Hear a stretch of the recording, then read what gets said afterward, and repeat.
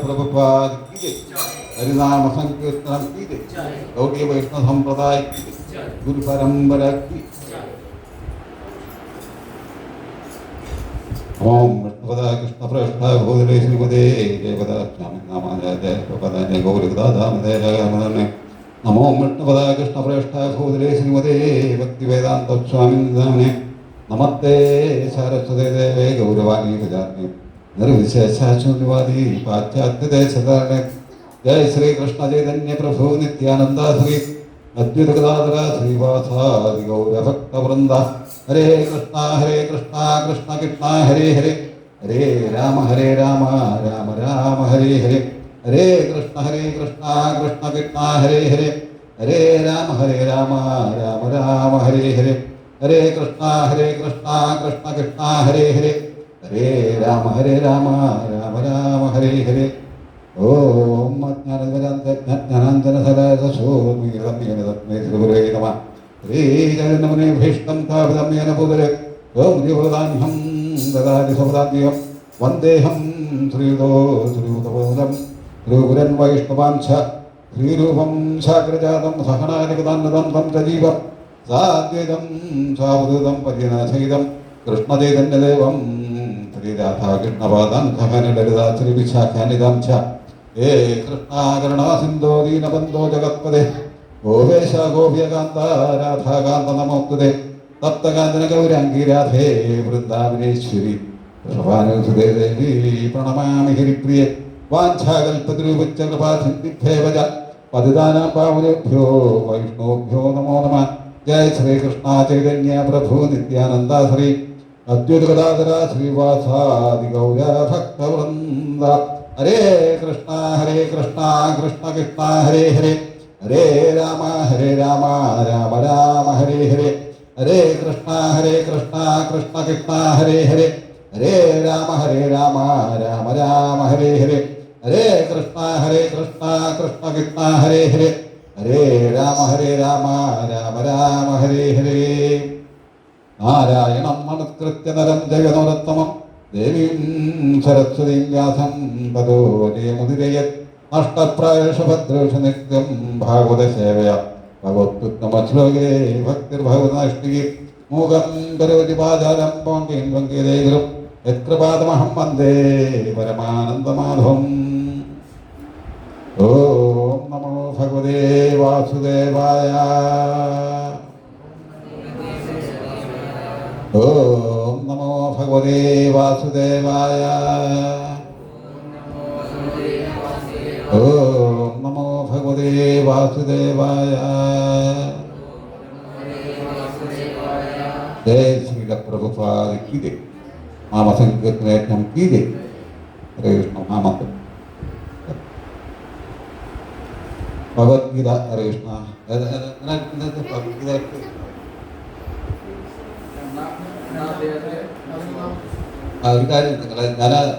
ഞാൻ അവിടുന്ന് പോന്നെടുത്തോളാം കേട്ടോ. മൂന്നാമത്തെ സ്കന്ധത്തിൽ 20-ാമത്തെ ശ്ലോകം. ഹരേ കൃഷ്ണ. മൂന്നാമത്തെ അധ്യായത്തില്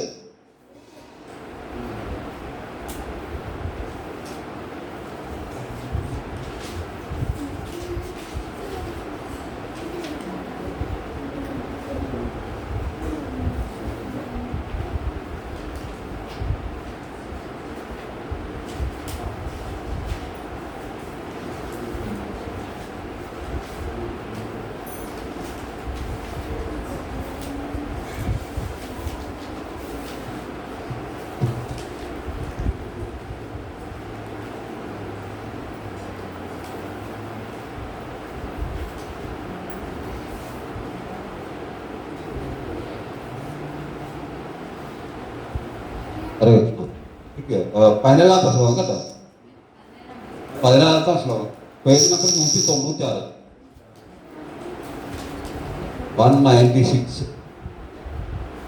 പേജിലും. ഓക്കെ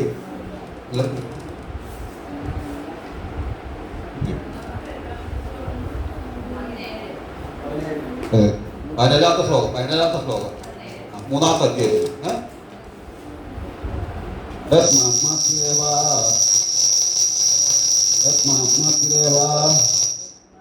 സ്വാദാത്മതൃപ്തച്ച മാനവ യത്മാത്മാസ്തിരേവ യാഥാത്മകൃത്തമാനവ ആത്മന്യേവ ച സന്തുഷ്ട ആത്മന്യേവ ച സന്തുഷ്ട അച്യകാര്യം ന വിദ്യതേഹേ ആത്മന്യേവ ച സന്തുഷ്ട അച്യകാര്യം ന വിദ്യതേഹേ യത്മാത്മാത്മേവ യത്മാത്മിര ആത്മദേവ സ്യാദ്യാത്മതൃപ്തശ്ച മാനവ ആത്മന്യേവ ച സന്തുഷ്ട അച്യകാര്യം ന വിദ്യതേഹേ. ഇതിന് പവർ ഇല്ല.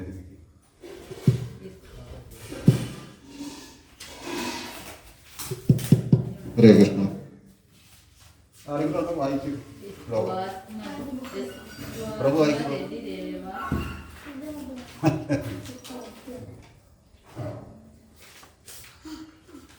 ആത്മാത്മതൃപ്തശ്ച മാനവ ആത്മന്യേവ ച സന്തുഷ്ട തച്ച്കാര്യം ന വിദ്യതേഹേ.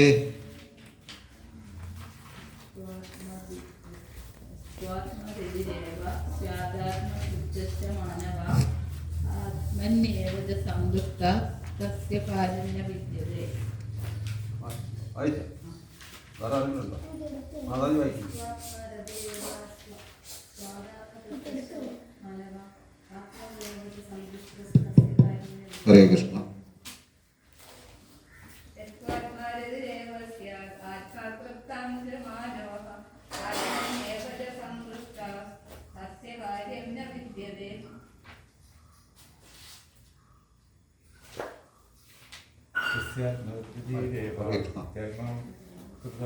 തസ്മാത്മാത്രേവ സ്യാത് ആത്മതൃപ്തശ്ച മാനവ ആത്മന്യേവ ച സന്തുഷ്ട തച്ച്കാര്യം ന വിദ്യതേഹേ.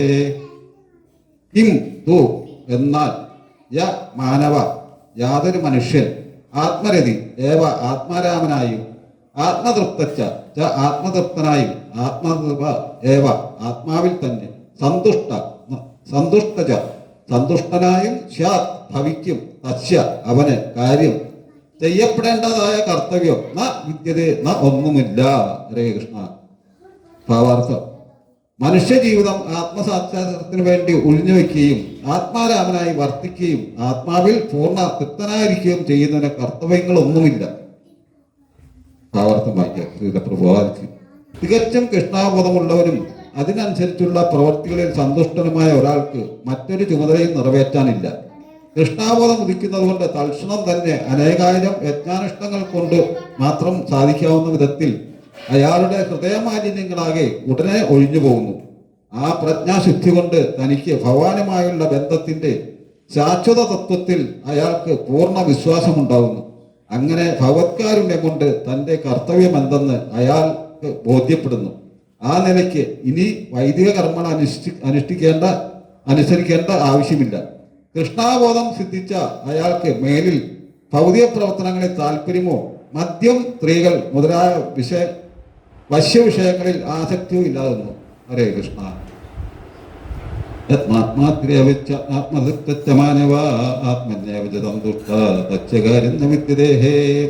മനുഷ്യജീവിതം ആത്മസാത്കാരത്തിന് വേണ്ടി ഒഴിഞ്ഞു വെക്കുകയും ആത്മാരാമനായി വർത്തിക്കുകയും ആത്മാവിൽ പൂർണ്ണ തൃപ്തനായിരിക്കുകയും ചെയ്യുന്നതിന് കർത്തവ്യങ്ങളൊന്നുമില്ല.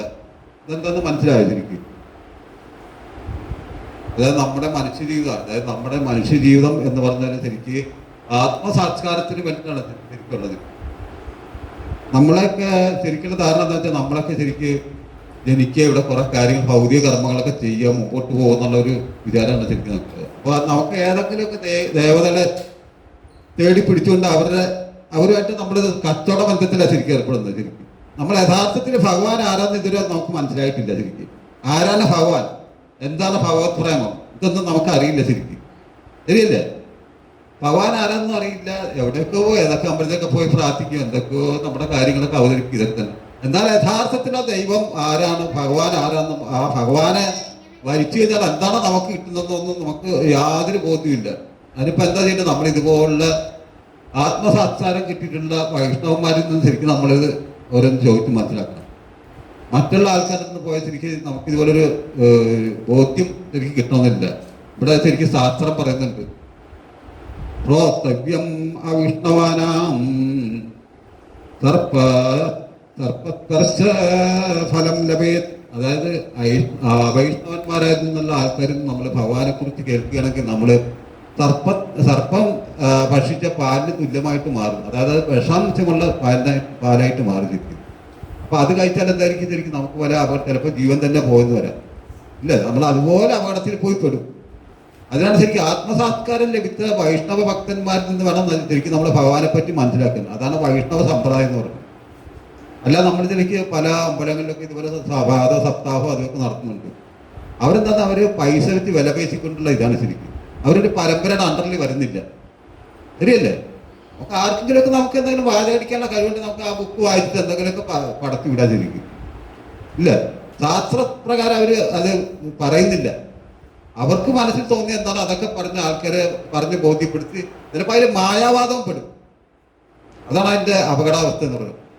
വ്യക്തിസ്വരൂപനായിട്ടുള്ള ഭഗവാനെ അവ്യക്ത സ്വരൂപനായിട്ട് ഇതാക്കി അവതരിപ്പിക്കും. അങ്ങനെ വരുമ്പോൾ നമ്മൾ അപകടത്തിലേക്ക് പോയിപ്പെടും. എന്താ ശരിക്കും അങ്ങനെ അപകടത്തിൽ പെടുന്ന ശരിക്കും നമ്മളെ, അതായത് ആത്മസാക്ഷാത്കാരത്തിന് രണ്ട് ടൈപ്പിലുണ്ട്. ഒന്ന് വ്യക്തി സ്വരൂപത്തിലും ഒന്ന് അവ്യക്ത സ്വരൂപത്തിലും പ്രാപിക്കുന്ന ആൾക്കാർ. ഈ അവ്യക്ത സ്വരൂപത്തിൽ പ്രാപിക്കുന്ന ആൾക്കാരാണ് ഏറ്റവും കൂടുതൽ ഈ ഭൂലോകത്ത്. അവർക്കാർക്കും ശരിക്കും ഭഗവാൻ ഇതിനാ ഒരു കൺസെപ്റ്റ് ഉൾക്കൊള്ളാൻ പറ്റുന്നില്ല. ശരിക്കും ഭഗവാൻ എന്നുള്ള ആ രൂപത്തെ ഉൾക്കൊള്ളാൻ പറ്റുന്നില്ല. ശരിയല്ലേ? ഭഗവാൻ എന്നാണെന്ന് പറയുമ്പോഴേക്കും നമ്മളെല്ലാം ഇപ്പൊ പറയുന്നത് ഈ ലോകത്തുള്ള ആൾക്കാരെല്ലാം പറയുന്നത് ഭഗവാൻ ശ്രീകൃഷ്ണന്റെ സർവത്തിനും കാരണക്കാരനായ ഭഗവാൻ എന്തോരം എത്ര ശതമാനം ആൾക്കാർ ഉൾക്കൊള്ളും? ഭഗവാൻ തന്നെ പറയുന്നത് എന്റെ ഭക്തന്മാർ വളരെ ചുരുക്കമാണെന്ന് പറഞ്ഞിരിക്കും. 1000 ഭക്തന്മാരിൽ 1-2 പേരെ എന്നെ അറിയുന്ന ഭക്തന്മാരായിട്ടുള്ളൂ. അപ്പൊ എന്താ പറഞ്ഞു തന്നതിന്റെ കാരണം എന്ന് വെച്ചാൽ, അപ്പൊ നമ്മൾ ഇതുപോലെ വൈഷ്ണവന്മാരായിട്ടുള്ള, അതായത് ഗുരു പരമ്പരയിൽ കൂടി വന്നിട്ടുള്ള വൈഷ്ണവ ഭക്തന്മാരിൽ നിന്ന് വേണം നമ്മൾ ഭഗവാനെ പറ്റി ശ്രമിക്കാൻ. അല്ലെ നമ്മൾ വഴി തെറ്റിപ്പോയിരിക്കും. വഴി തെറ്റിപ്പോകുന്ന പദം വ്യക്തിപതാം, അത് ഓരോ പദത്തിലും അപകടങ്ങൾ നമുക്ക് പതിയിരിപ്പുണ്ട്. ശരിയല്ലേ? ഓരോ പദം നമ്മൾ ചിലപ്പോൾ റോഡിൽ കൂടെ പോകുമ്പോഴാണെങ്കിലും ചിലപ്പോൾ വേറെ ഏതെങ്കിലും രീതിയിലാണെങ്കിലും നമുക്ക് അപകട സാധ്യത വളരെ കൂടുതലാണ് ശരിക്കും. അപ്പൊ അങ്ങനെ അപകടത്തിൽ പെടാതിരിക്കാൻ വേണ്ടി ശരിക്കും നമ്മൾ ശരിക്കുള്ള വൈഷ്ണവ ഭക്തന്മാരിൽ നിന്ന് ആത്മസാത്കാരം നേടിക്കൊണ്ട് നമുക്ക് ഭഗവാനിലേക്ക് പോകാനായിട്ട് ശ്രമിക്കുന്നത്. അതാണ് ശരിക്കും ഇവിടെ എന്താ പറയുന്നത്, മനുഷ്യ ജീവിതം ആത്മസാത്കാരത്തിന് വേണ്ടി ഒഴിഞ്ഞു വെക്കുകയും ആത്മാരാമനായി പ്രവർത്തിക്കുകയും ആത്മാവിൽ പൂർണ്ണ തൃപ്തനായിരിക്കുകയും ചെയ്യുന്നതിന് കർത്തവ്യങ്ങളൊന്നുമില്ല. അപ്പൊ അങ്ങനെയുള്ള ഭക്തന്മാർക്ക് വേറെ കർത്തവ്യങ്ങളൊന്നും നിർവഹിക്കേണ്ടതായിരിക്കും. അത് എന്താണ് ശരിക്കും ഇതും ശരിക്കും ആൾക്കാർ തെറ്റിദ്ധരിക്കുക. ഇല്ലേ? ഇങ്ങനെ ആത്മാരാമനായിട്ട് വർദ്ധിച്ചു കഴിഞ്ഞാൽ എനിക്ക് ഇനി ഒന്നും ചെയ്യണ്ടെന്ന് പറഞ്ഞിട്ട് നടക്കുന്ന ആൾക്കാരുണ്ട്. അല്ലെ, ചില ആൾക്കാർക്കൊരു ഇതുണ്ട്, ഞാൻ വല്ല ഭക്തനായിക്കഴിഞ്ഞ് ഇനി എനിക്കൊന്നും ചെയ്യണ്ട, ഞാൻ എവിടെയെങ്കിലും പോയി കാട്ടിൽ പോയി ഒറ്റയ്ക്ക് തപസ് ചെയ്യുക, അങ്ങനെയൊക്കെയുള്ള വിചാരം. അങ്ങനെയല്ല ശരിക്കും നമ്മൾ വേണ്ടത്. നമ്മൾ ഭഗവാനെ പറ്റി മനസ്സിലാക്കിയിട്ട് ഭഗവാനുമായിട്ട് നമ്മൾ സേവനം ചെയ്യുക. എങ്കിൽ മാത്രമേ ശരിക്കും നമുക്ക് ഭഗവത് സന്നിധിയിലേക്ക് എത്തിപ്പെടാൻ പറ്റുള്ളൂ. എന്നാലേ ആത്മസാക്ഷാത്കാരം നേടാൻ പറ്റുള്ളൂ. അപ്പൊ അതിനാണ് ശരിക്കും അങ്ങനെ. അപ്പൊ ഈ വാക്കുകൾ എപ്പോഴും ആൾക്കാർ തെറ്റിദ്ധരിക്കപ്പെടാം. വേറുള്ള ആൾക്കാർ പറയുമ്പോഴത്തേക്ക് അത് തെറ്റിദ്ധരിക്കപ്പെടാം. ശരിക്കും അതാണ് ഇവിടെ പ്രത്യേകം പറയുന്നത്. മനുഷ്യ ജീവിതം ആത്മസാക്ഷാത്കാരം ഇവിടെ ശരിക്കും ഭഗവാൻ പറഞ്ഞത് ബഹുരാം ജന്മനാമന്തേ ജ്ഞാനമാത്മാം പ്രവർത്തിതേ വാസുദേവ സർവതി സഹമാത്മദുർലഭ. അതായത് എത്രയോ ജന്മജന്മാന്തരങ്ങളായിട്ടാണ് ശരിക്കും നമുക്ക് ഈ ഒരു അവസ്ഥ കിട്ടി. ഇവിടെ വന്നിരിക്കാണ്ട് ഒരു യോഗം കിട്ടണമെങ്കിൽ ജന്മജന്മാന്തരം എത്രയോ കോടി ജന്മത്തിന് ശേഷമാണ് ശരിക്കും നമുക്ക് എങ്ങനെയോ നമ്മൾ ഓരോന്ന് കണക്ട് ചെയ്താണ് ശരിക്കും ഇവിടെ വന്നിരിക്കുന്നത്. നമ്മളൊന്ന് ആലോചിച്ച് നമ്മൾ ഒരുപാട് ഈ അന്യദേവതാ ഭക്തന്മാരായിട്ട് നടക്കുന്നത്. അങ്ങനെ നമ്മൾ കണക്ട് ചെയ്താണ് നമ്മൾ ഭഗവാനിലേക്ക് അടുക്കുന്നത്. ശരിയല്ലേ? ആ ഒറ്റയടിക്ക് നമുക്ക് ഭഗവാന്റെ അടുത്തേക്ക് എത്താൻ പറ്റില്ല ശരിക്കും. ഒന്നില്ലെങ്കിൽ നമ്മൾ ശിവഭക്തനായിരിക്കും. ശിവഭക്തനായി കഴിഞ്ഞാൽ ഭഗവാൻ ശരിക്കും നേരെ നമ്മളെ ഭഗവാന്റെ സന്നിധിയിലേക്ക് പറഞ്ഞു വിടും. മനസ്സിലായേ? ഭഗവാൻ ശിവൻ എന്ന് പറഞ്ഞാൽ ശരിക്കും നമ്മുടെ വൈഷ്ണവനാം യഥാശംഭു. ഭഗവാനാണ് ഏറ്റവും വലിയ വൈഷ്ണവൻ. അപ്പൊ അദ്ദേഹത്തിന്റെ ലക്ഷ്യം എന്താ വെച്ചാൽ എല്ലാവരെയും ഭഗവാനിലേക്ക് പറഞ്ഞു വിടുക എന്നുള്ളതാണ് ഭഗവാന്റെ ലക്ഷ്യം. അല്ല നമ്മളെന്താ ചെയ്യുന്ന, ഭഗവാൻ ശിവന്റെ അടുത്ത് എനിക്ക് അത് വേണം ഇത് വേണം, എൻ്റെ മക്കള് വലിയ ജോലിക്കാരണം, അതൊക്കെ വേണം. എന്നാൽ പോലും നമ്മൾ അത് മാത്രം പരമലക്ഷ്യമായിട്ട് കൊണ്ടു നടക്കരുത്. നമുക്ക് ഭഗവാനെ പ്രാപിക്കുക. അതായത് നേരത്തെ പറഞ്ഞത് ബഹുനാം ജന്മനാമന്തേജ്ഞാനമാൻ പ്രപത്യതേ, എത്രയോ കോടി ജന്മങ്ങൾക്ക് ശേഷമാണ് ശരിക്കും നമുക്ക് ഭഗവാനെ സാക്ഷാത്കരിക്കാനുള്ളൊരു അവസരം ഇപ്പൊ കിട്ടിയിരിക്കുന്നത്. അപ്പൊ അത് നമ്മൾ 100% പൂർണ്ണമായിട്ട് ഭഗവാനിലേക്ക് ഇറങ്ങും.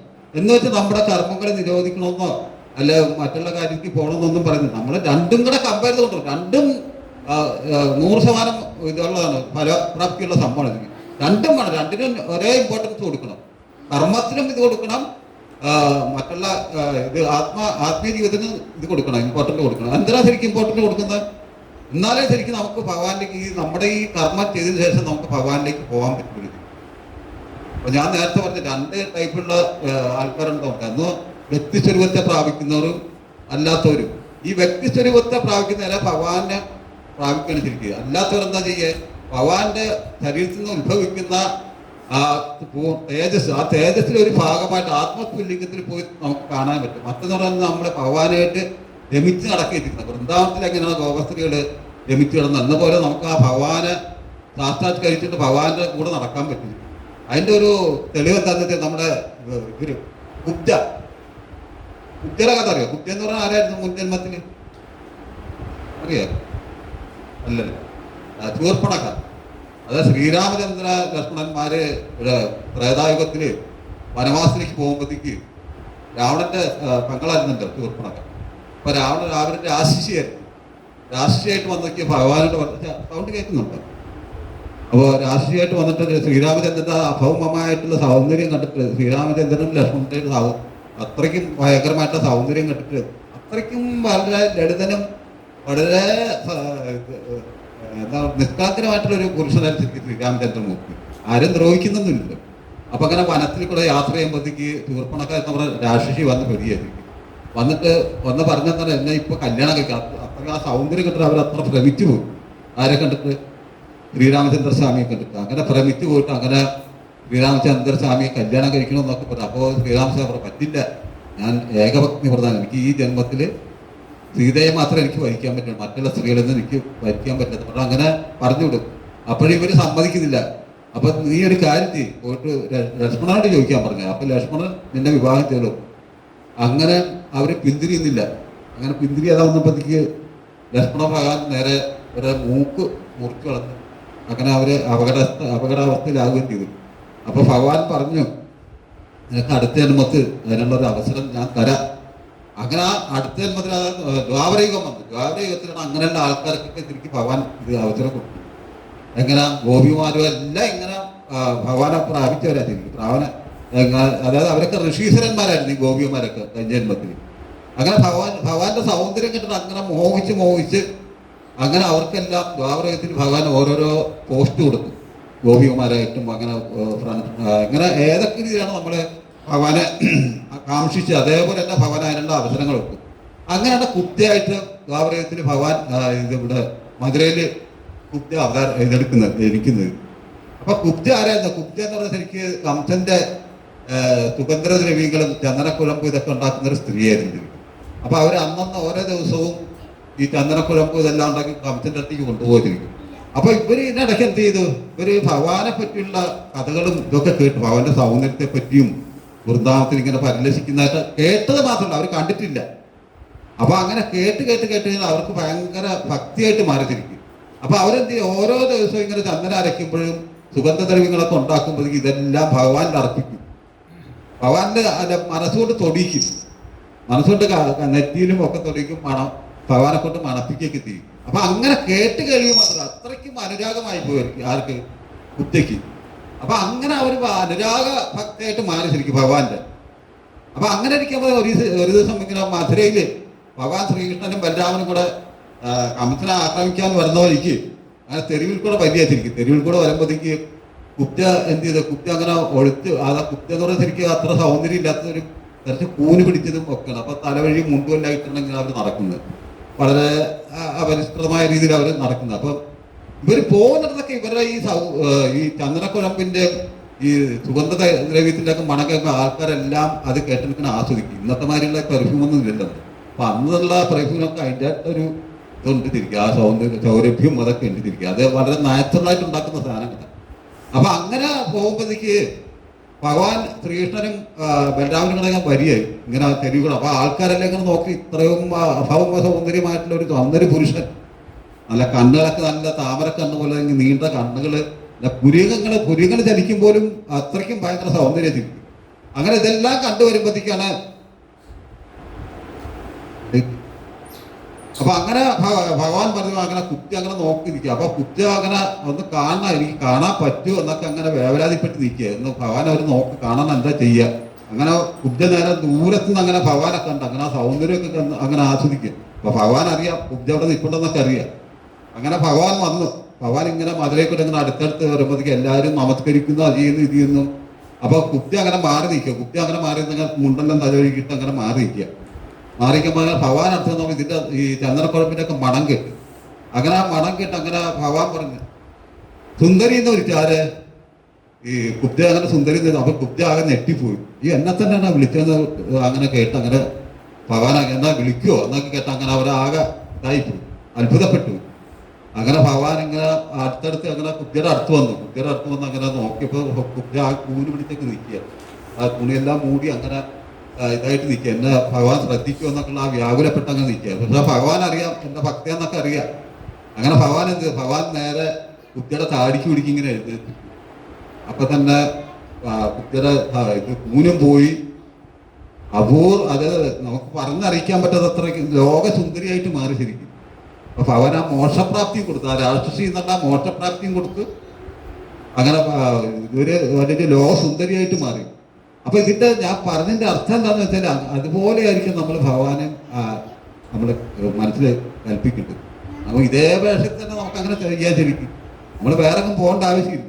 ഭഗവാനെ സങ്കല്പിക്കും. ഇതുപോലെ കുട്ടിയെ പോലെ നമ്മൾ എന്തെങ്കിലും ഭക്ഷണ സാധനങ്ങൾ എന്തെങ്കിലും ചെയ്യുമ്പോൾ ഭഗവാനെ അർപ്പിക്കുക. ഒരു പഴാണലെ കൊണ്ട് കൊടുക്കുക. അത്ര മാത്രം മതി. വേറൊന്നും നമ്മൾ ഭഗവാന് വേണ്ടി ചെയ്യേണ്ട.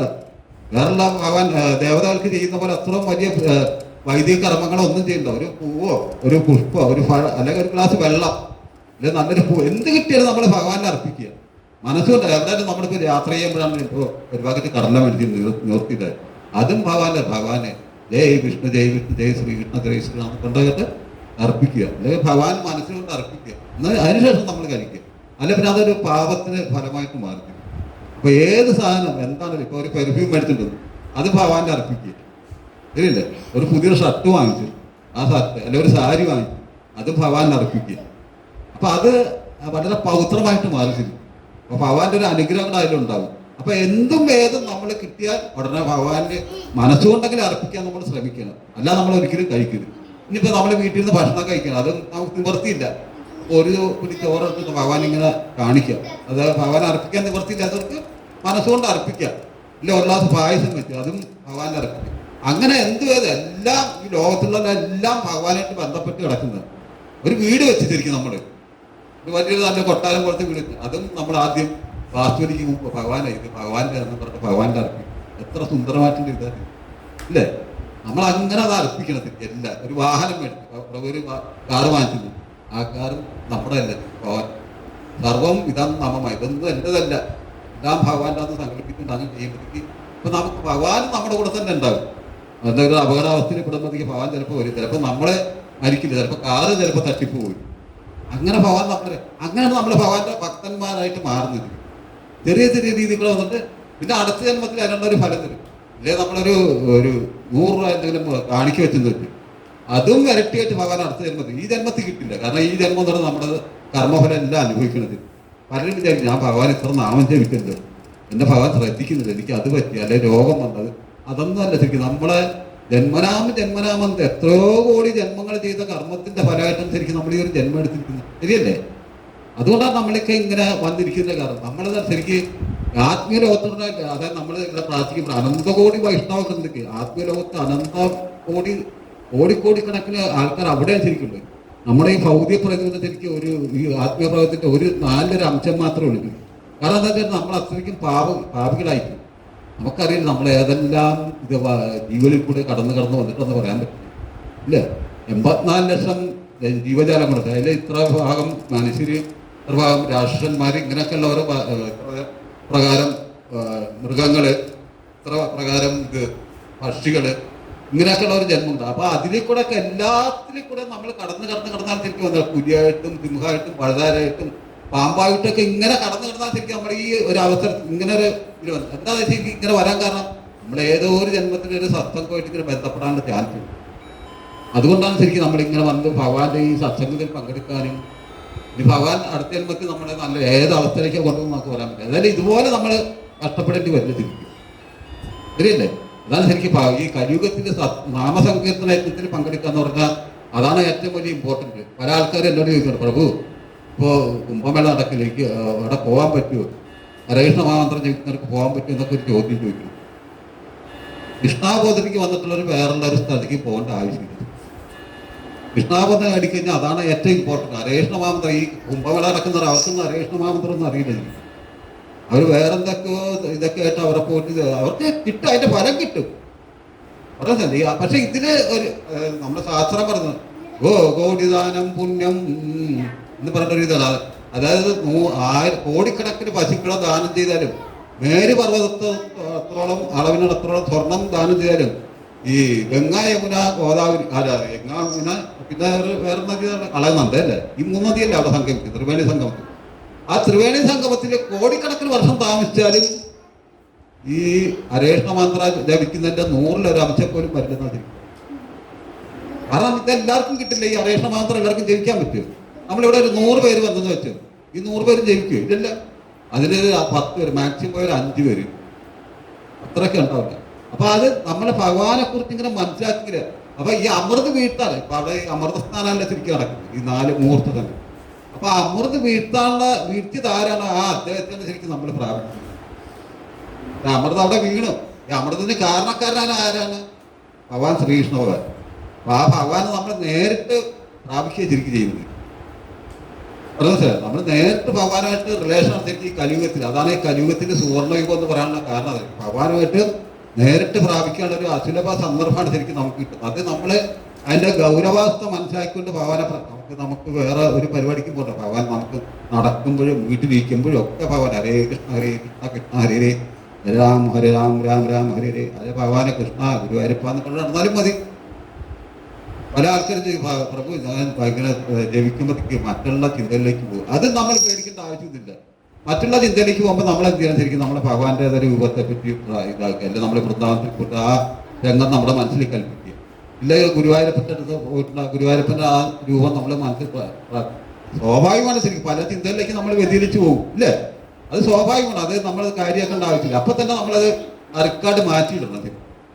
അപ്പൊ അങ്ങനെ ഭഗവാനുമായിട്ട് ബന്ധപ്പെട്ട് നമ്മൾ അങ്ങനെ പോയി വരുമ്പോഴത്തേക്കും നമ്മൾ ഭഗവാനുമായിട്ടുള്ള റിലേഷനായി ശാസ്ത്രം പറയുന്നത്. ഭഗവാൻ എങ്ങനെ ശരിക്കും നമ്മൾ പ്രാർത്ഥിക്കേണ്ടത് ശരിക്കും അതേ ഋഗ്വേദ മന്ത്രത്തിൽ പറയുന്നുണ്ട്. ഋഗ്വേദത്തിൽ പറഞ്ഞു, ഭാഗവതത്തിന് മുമ്പായിട്ട് ഋഗ്വേദത്തിൽ പറഞ്ഞു, ത്വമേവ മാതാച്ച പിതാച്ഛമേവ ത്വമേവ ബന്ധുച്ച സഖാസ്തമേവ ത്വമേവ വിദ്യാം ദ്രവിണം ത്വമേവ ത്വമേവ സർവം മമ ദേവദേവ.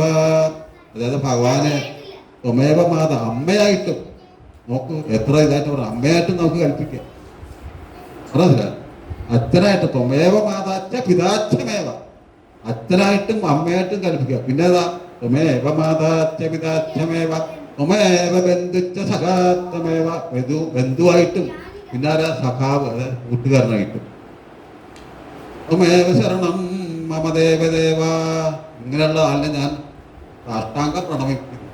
അപ്പൊ നമുക്ക് എത്രയോ സുന്ദരമായിട്ടുള്ള ഇതാണ് ഭഗവാനെ പറയുന്നത്. നമുക്ക് എല്ലാം പേടിയാണ് ഭഗവാനെ പ്രാപിക്കുക. ഭഗവാൻ പറയുന്നുണ്ട്, ഭഗവാനെ ഈ കലിയുഗത്തിൽ ഭഗവാൻ ആരും ഭഗവാനെ പേടിക്കേണ്ട ആവശ്യമില്ല.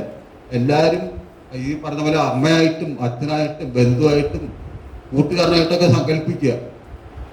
അത്രയും ചെയ്താൽ മതി. എന്നാൽ ഇങ്ങനെയുള്ള ആള് പിന്നെ എങ്ങനെ ഇരിക്കുന്ന, പിന്നെ സ്ഥിതിയിലിരിക്കുന്ന രണ്ടാമത്തേത് ത്വമേവ മാതാച്ച പിതാച്ഛമേവ ത്വമേവ ബന്ധുച്ച സഖാസ്തമേവ ത്വമേവ വിദ്യാം ദ്രവിണം ത്വമേവ ത്വമേവ സർവം മമ ദേവദേവ. അതായത് വിദ്യയായിട്ടിരിക്കുന്നതും എല്ലാം ഞാൻ തന്നെയാണ്. നിങ്ങൾക്കുള്ള വിദ്യകൾ പറഞ്ഞു തരുന്നത് ഞാൻ തന്നെയാണെന്ന് ശരിക്കും ഭഗവാൻ പറഞ്ഞു. വേറെ ആരും ഒന്നുമല്ല, എല്ലാത്തിനും കാരണക്കാരനായിട്ടുള്ള ശരിക്കും ഭഗവാൻ കൃഷ്ണനാണ്. പിന്നെ പറയാൻ ത്വമേവ മാതാച്ച പിതാച്ഛമേവ.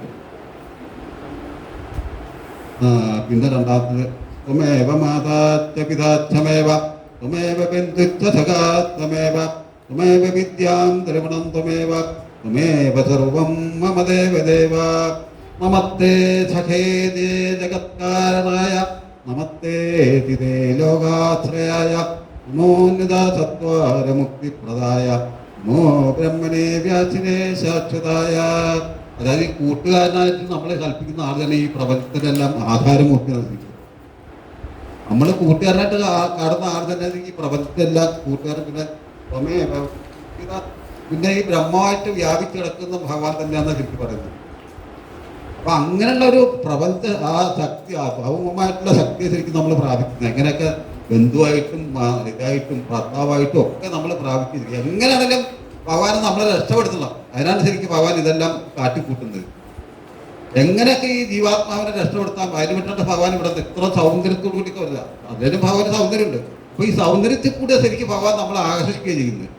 അങ്ങനെ ആകർഷിച്ച് കൊണ്ടുപോയി ശരിക്കും എല്ലാം വൃന്ദാവനത്തിലൊക്കെ വരുമ്പോഴത്തേക്ക് എല്ലാ ഗോവസ്തുക്കളും ഇങ്ങനെ സൗന്ദര്യം കണ്ടിട്ട് ഇങ്ങനെ ആകർഷിച്ച് ഇങ്ങനെ ഭഗവാൻ ഇങ്ങനെ നടക്കുമ്പോഴത്തേക്ക് തിരികം പോലെ അല്ലെങ്കിൽ അതിനും പ്രത്യേക സൗന്ദര്യം എന്ന് എനിക്ക് പറയാം. അത്രയ്ക്കും വലിയ സൗന്ദര്യമുള്ള ആളാണ് ശരിക്കും ഭഗവാൻ.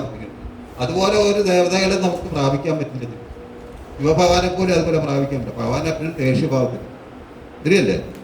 അപ്പൊ ഈ ഭാവം ഭഗവാൻ ശ്രീകൃഷ്ണൻ എപ്പോഴും ലളിതം നിയതം ഇതാണ് ശരിക്കും ശ്യാമം ധ്രുവങ്കം ലളിതം നിയത പ്രകാശം. അതായത് എപ്പോഴും ഓടക്കുള്ളിലും വായിച്ച് ഇങ്ങനെ ലളിതമായിട്ട് രീതിയിൽ വളരെ ലളിതമായ രീതിയിൽ നമ്മളെല്ലാം കടാശിച്ചുകൊണ്ടിരിക്കുന്നത്. എന്തിനാ ശരിക്കും നമ്മളെല്ലാം ഈ ഇതുപോലെ ഈ ഭൗതിക പ്രപഞ്ചത്തിൽ നിന്ന് രക്ഷിക്കുക എന്നുള്ളതാണ് അദ്ദേഹത്തിന്റെ കടമ. അപ്പൊ അതിനാണ് ശരിക്കും അപ്പൊ ഭഗവാൻ പറയുന്നതെല്ലാം കേൾക്കുക, ഗുരുക്കന്മാർ പറയുന്നതെല്ലാം നമ്മൾ കേൾക്കുക. അതേപോലെ സഞ്ചരിച്ചു കഴിഞ്ഞാൽ നമുക്ക് ഈ അപകടാവസ്ഥയിൽ നിന്ന് രക്ഷപ്പെടാൻ പറ്റും. അല്ലാതെ നമുക്ക് ഒരിക്കലും ഈ ഭൗതിക പ്രപഞ്ചത്തിൽ രക്ഷപ്പെടാൻ പറ്റും. നമ്മൾ പിന്നെ അടുത്ത ജന്മം പിന്നെ പല ആൾക്കാരും പറയാവും ഒന്നും വേണ്ട, ഞാൻ എത്രയോ പ്രാർത്ഥിച്ചിട്ട് എനിക്കൊന്നും കിട്ടിയില്ല, ഭഗവാൻ കിട്ടണം, എനിക്ക് അതൊന്നും വേണ്ട, പോയി പണി നോക്കാന്നൊക്കെ പറയും. പക്ഷെ അതല്ല ശരിക്കും, അത് ഇതുപോലെ അറിയാത്തതുകൊണ്ട് അങ്ങനെ ഒരിക്കലും അവനോടുകൂടി ഭഗവാനെ കാണാൻ പറ്റും. നമ്മൾ മാത്രമല്ല, ലോകത്തിലെല്ലാ ആൾക്കാരും ഇതുപോലെ കാണുന്നുണ്ട്. ഭഗവാനെ വളരെ നീചമായ രീതിയിൽ ചിന്തിക്കുകയും പ്രവർത്തിക്കുകയും ഒക്കെ ചെയ്യുന്ന ആൾക്കാരൊക്കെ ഉണ്ട്. പക്ഷെ ഭഗവാൻ ആരോടും യാതൊരു വൈരാഗ്യവും ഇല്ല. കംസൻ പോലും ശരിക്ക് ദേഷ്യഭാവത്തോട് പ്രാപിച്ചിട്ട് കംസനെ പോലും ഭഗവാൻ രക്ഷിച്ചു. പക്ഷെ ഭഗവാന്റെ കൂടെ സഹവസിക്കാനുള്ള അവസരം കൊടുത്തില്ല. ബ്രഹ്മജ്യോതിയിൽ എത്താൻ മാത്രമുള്ള അവസരം കൊടുത്തിട്ടുണ്ട്. നമ്മളൊക്കെ നമ്മളൊക്കെ നമ്മുടെ ഭഗവാനെ പറ്റി എപ്പോഴും ചിന്തിക്കുമ്പോൾ ഇതുപോലെ നേരത്തെ പൂജ ചെയ്ത പോലെയൊക്കെ ചെയ്ത് കഴിഞ്ഞാൽ നമുക്ക് ഭഗവാന്റെ ഒരു സഖാവായിട്ട് കിടക്കാം, ഭഗവാന്റെ കാമുകിയായിട്ട് പോകാം, ഭഗവാന്റെ അമ്മയായിട്ടും പോകാം. പക്ഷെ അമ്മയും അച്ഛനായിട്ടൊന്നും ഒരിക്കലും നമ്മൾ ഇതാക്കാൻ പറ്റില്ല. കാരണം എന്താ വെച്ചാൽ നമ്മളെ കർമ്മഫലം നമ്മൾ അടുത്ത ജന്മത്തിൽ അനുഭവിക്കേണ്ടി വരും. അതിൻ്റെ കൂടെ ഭഗവാനും വന്ന് അവിടെ കൂടെ ജനിക്കും. പക്ഷെ നമ്മുടെ കർമ്മഫലം അവിടെ ബാക്കി കിടക്കും. അപ്പൊ അങ്ങനെ ഒരിക്കലും ചെയ്യരുത്. അങ്ങനെ എപ്പോഴും ഭഗവാന്റെ സഖാവോ അല്ലെങ്കിൽ ഭഗവാന്റെ ദാസനായിട്ടോ ഇങ്ങനെയൊക്കെ മാത്രം നമ്മൾ ചിന്തിക്കാവുള്ളൂ. അപ്പം നമുക്ക് വളരെ ഈ അമൃതത്തിൽ അതിലും മേലിൽ നമുക്ക് എത്തിപ്പെടാൻ പറ്റും. അല്ലാതെ നമ്മൾ അമൃതസ്നാനം ചെയ്യേണ്ട, ഹരേകൃഷ്ണ മാമന്ത്രം ജപിക്കാൻ നമ്മൾ അതിനൊന്നും പോകേണ്ട ആവശ്യമില്ല. മറ്റുള്ള ദേവതകളെ പ്രാപിക്കേണ്ട ഒരു ആവശ്യമില്ല. ഭഗവാനെ മാത്രം എപ്പോഴും ചിന്തിക്കുക. ഇവിടെ പറയുന്നുണ്ട്, തികച്ചും കൃഷ്ണാപദമുള്ളവനും അതിനനുസരിച്ചുള്ള പ്രവർത്തികളെ സന്തുഷ്ടനുമായ ഒരാൾക്ക് മറ്റൊരു ചുമതല നിറവേറ്റാനില്ല. മനസ്സിലായില്ലേ? ഇവിടെ പറയുന്നത് കൃഷ്ണാബോധത്തിനായിട്ടുള്ള ആളിനെ മറ്റൊരു ഇതും ചെയ്യേണ്ട, പ്രവർത്തികളിൽ സന്തുഷ്ടനുമായ ഒരാൾക്ക് മറ്റൊരു ചുമതലയും നിറവേറ്റാനില്ല. കൃഷ്ണാബോധം ഉദിക്കുന്നതുകൊണ്ട് തൽക്ഷണം തന്നെ അനേകായിരം യജ്ഞാനുഷ്ഠാനങ്ങൾ കൊണ്ട് മാത്രം സാധിക്കാവുന്ന വിധത്തിൽ അയാളുടെ ഹൃദയമാലിന്യമായ ഒഴിഞ്ഞു പോകുന്നു. അതിൻ്റെ അർത്ഥം മനസ്സിലായോ? കൃഷ്ണാബോധം നേടിക്കഴിഞ്ഞാൽ നമ്മൾ അനേകം ജന്മങ്ങളാൽ നേടിയിട്ടുള്ള പാപങ്ങളെല്ലാം നമ്മുടെ ഹൃദയത്തിൽ നിന്ന് ഒഴിഞ്ഞു പോകുന്നത്. എങ്ങനെ നമ്മൾ ഹൃദയത്തിൽ നിന്ന് ഒഴിവാക്കി കളയുന്നത്? എങ്ങനെ ശരിക്കും നമ്മൾ വീട്ടിൽ നിന്ന് ചപ്പും ചവറൊക്കെ എടുത്ത് ഒഴിവാക്കില്ല. എങ്ങനെ ആ ചൂലുകൊണ്ട് അടിച്ച് മാറ്റുമ്പോഴേക്കും ആ ചപ്പും ചവറൊക്കെ പോകും അല്ലേ? എന്ന് പറഞ്ഞാൽ നമ്മുടെ ഹൃദയത്തിൽ അടിഞ്ഞു കിടക്കുന്ന ഈ മാലിന്യങ്ങളെല്ലാം പോകുന്നത് ഹരേ കൃഷ്ണ കൃഷ്ണ ഹരേ ഹരേ ഹരേ രാമ രാമ രാമ ഹരേ. ഇത് ആവർത്തി ഒരു ദിവസം 108 മന്ത്രം വെച്ച് ജപിക്കുമ്പോഴത്തേക്ക് നമ്മുടെ ഹൃദയത്തിൽ കൂടി കടന്നിരിക്കുന്ന ആ പാപങ്ങളെല്ലാം ഇല്ലാതായിപ്പോവും. ഭഗവാന്റെ പ്രാപിക്കേണ്ട ഒരു അവസരവും ശരിക്കും കിട്ടും. അവർക്കൊരു പ്രയാസം ഉണ്ടാകിപ്പോലും നമ്മളൊരിക്കലും അതിനെ തിരസ്കരിക്കാൻ പാടില്ല. നമ്മൾ നടക്കുമ്പോഴും ഇരിക്കുമ്പോഴും ഒക്കെ ചെയ്യും. നമുക്ക് ഇതുപോലെ വേറുള്ള ആൾക്കാർ തപസ് ചെയ്യുമ്പോൾ അവർക്കൊക്കെ ഉണ്ട് ഇതുപോലെ കഷ്ടപ്പാട് കാര്യങ്ങളൊക്കെ. അപ്പൊ നമ്മളൊക്കെ പറഞ്ഞാൽ ശരിക്കും നമ്മൾ ഗൃഹസ്ഥാശ്രമങ്ങളായിട്ടുള്ള ആൾക്കാരാണ്. അപ്പൊ ആ ഗൃഹസ്ഥ ജീവിതത്തിലൂടെ ഭഗവാനെ പ്രാപിക്കുന്ന അതിന്റെ ഫലം ഇരട്ടി വെച്ചിരിക്കും. കാരണം നമുക്ക് 100,000 പ്രശ്നങ്ങളൊക്കെ ഉണ്ട് ഇല്ലേ? ജീവിതത്തിൽ പല പ്രശ്നങ്ങളുണ്ടാകും. ചില ഭർത്താവിൽ നിന്നുള്ള ഇതുണ്ടാകും, ഭാര്യയിൽ നിന്നുള്ള ഉണ്ടാകും, മക്കളിൽ നിന്നുള്ള ഇതൊക്കെ ഉണ്ട്. പക്ഷെ അതെല്ലാം നമ്മൾ തിരസ്കരിച്ചുകൊണ്ട് അതെല്ലാം ഒരു തരത്തിൽ മാറ്റി അതെല്ലാം സഹിച്ചുകൊണ്ട് നമ്മൾ ശരിക്കും ഭഗവാനെ പ്രാപിച്ചുകൊണ്ട് നമ്മൾ ഭഗവാനിലേക്ക് എത്തിപ്പെടാനുള്ള ഒരു അവസരം നമ്മൾ മുതലെടുക്കുന്നത്. അല്ല പിന്നെ നമ്മൾ വളരെ ദുർഘടം പിടിച്ച ഭഗവാൻ പറയുന്നത് ഈ ഭൂലോകം എന്ന് പറഞ്ഞാൽ വളരെ ദുർഘടം പിടിച്ച സ്ഥലമാണ്. അശാശ്വതം ദുഃഖാലയം അശാശ്വതം എന്നാണ് തിരികെ പറഞ്ഞത്. ഇവിടെ മുഴുവൻ ദുഃഖമാണ് തിരിക്കും ഭൂമിയിൽ. ശരിയല്ലേ? ഭൂമി എന്ന് പറഞ്ഞാൽ എപ്പോഴും ദുഃഖത്തിന് നമുക്ക് ഒരിക്കലും സന്തോഷിക്കേണ്ട ഒരു അവസരമില്ല. ഒന്ന് സന്തോഷിച്ചാൽ പിന്നെ അപ്പുറം എന്തെങ്കിലും പ്രശ്നം വന്നു ഇല്ലേ? അതാണ് നമ്മുടെ ജീവിതം. ദുഃഖാലയം അശാശ്വതം, ശാശ്വതമല്ലാത്ത ഒരു സ്ഥലമാണ്. അത് തന്നെയല്ല ഭൂമി എപ്പോഴും നിലനിൽക്കുന്നില്ല. ഭൂമി എത്രയോ വർഷം ബ്രഹ്മാവിൻ്റെ ഒരു ഇത്ര വർഷം കഴിയുമ്പോഴത്തേക്ക് ഇത് പ്രളയത്തിന് ഇല്ലാതായി പോകും എന്ന് പറഞ്ഞാൽ ഈ ഭൂമി ഒരിക്കലും ശാശ്വതമല്ല. ആകെ ശാശ്വതമായിട്ടുള്ള ഭഗവാന്റെ ലോകം മാത്രമേ ഉള്ളൂ, ആത്മീയലോകം മാത്രമേ ഉള്ളൂ. അപ്പോൾ അവിടെ എത്തിപ്പെടാനുള്ള നമ്മൾ വളരെ ലളിതമായ രീതിയിൽ ഭഗവാൻ മാർഗങ്ങൾ പറഞ്ഞിട്ടുണ്ട്. ഹരേ കൃഷ്ണ മഹാമന്ത്രത്തിൽ കൂടെ തന്നെ ഭഗവാനെ പ്രാപിക്കാമെന്ന് ഭഗവാൻ പറഞ്ഞിട്ടുണ്ട്. അപ്പോൾ അത് ചെയ്താൽ മാത്രമല്ല, അല്ല മറ്റുള്ള യാഗങ്ങളിൽ ഒന്നും പോയി പങ്കെടുക്കേണ്ട ആവശ്യമില്ല. ഇതുപോലുള്ള നാമസംഘത്തിൽ വന്ന് പങ്കെടുക്കുക, ഇത് നമുക്ക് വല്ല നിസ്സാരമായിട്ട് നമ്മൾ നാമസംഘത്തിൽ വന്ന് പങ്കെടുക്കുന്നത് തിരിക്കും അതിലും വലിയൊരു ഇതില്ലെന്ന്. ഭഗവാൻ ഇവിടെ സന്നിധാനമായിട്ട് ഇവിടെ ഇരിപ്പണ്ടിരിക്കും. ഭഗവാൻ നോക്കുന്നില്ല ഇവിടെ ആരൊക്കെ വന്നിട്ടുണ്ട്, എവിടെ നിന്നൊക്കെ വന്നു എന്നൊക്കെ ഭഗവാൻ ശ്രദ്ധിച്ചുകൊണ്ടിരിക്കുക. അപ്പോൾ നമ്മൾ അത് മനസ്സിലാക്കിക്കൊണ്ട് മുമ്പോട്ട് പോവുക, അതാണ് ശരിക്കും വേണ്ടത്. സമയക്കുറവുകൊണ്ട് നമുക്ക് ഇവിടെ അവസാനിക്കുക. ഹരേ കൃഷ്ണ. ജയ ശ്രീല പ്രഭുപാദിക്ക് ഓഡിയോ വൈഷ്ണവ സമ്പ്രദായ പരമ്പര എല്ലാവരും എല്ലാ ആഴ്ചയും വന്ന് പങ്കെടുക്കുക, തിരിക്കുക, ഭഗവാനെ പ്രാപിക്കുക. ഇത് നമ്മൾ വലിയ ഇത് ഇവിടെ ആളില്ലെന്ന് പറഞ്ഞ് നമ്മളത് നോക്കിയിട്ട് നമ്മൾ എത്ര പേരുണ്ട് അത്ര പേര് വരിക, പങ്കെടുക്കുക, ഭഗവാന്റെ കഥകൾ കേൾക്കുക, ഭഗവാനെ എപ്പോഴും ചിന്തിക്കുക. ഇത്രയും മാത്രം നമ്മൾ ചെയ്താൽ മതി, വേറെ ഒന്നിനും പോകാൻ പറ്റില്ല. അതാണ് ഈ കലിയുഗത്തിൻ്റെ ഒരു പ്രത്യേകത. അതായത് കലിയുഗ മറ്റുള്ള യുഗത്തിലൊക്കെ ഇതിൻ്റെ ദൈർഘ്യം വളരെ വലുതാണ്. അങ്ങനെ ചെറുതായി വരുമ്പോൾ നമ്മൾ ചെയ്യുന്ന കർമ്മത്തിനും വളരെ ഒരുപാട് ഫലം ഉണ്ടാകും. ഭഗവാന്റെ നാമം ജപിച്ചാൽ മാത്രം മതി, വേറെ ഒന്നും ചെയ്യണം. അതാണ് ഈ ഹരേ കൃഷ്ണ മന്ത്രത്തിൻ്റെ ഫലം. ഹരേ കൃഷ്ണ.